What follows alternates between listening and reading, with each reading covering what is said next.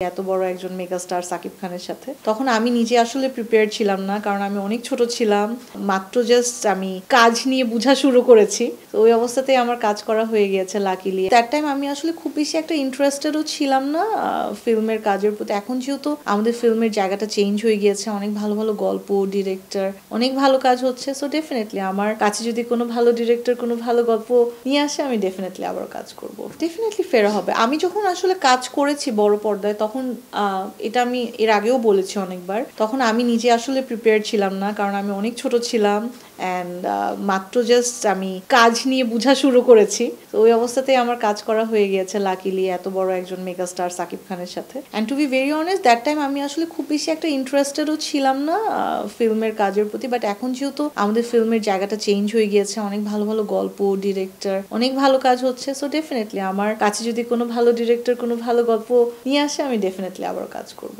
Positive negative তো সব জায়গাতেই আছে। আমি বলবো পজিটিভ যেটা, যে এখন ইন্ডাস্ট্রিতে কাজের পরিধি অনেক বেড়ে গিয়েছে।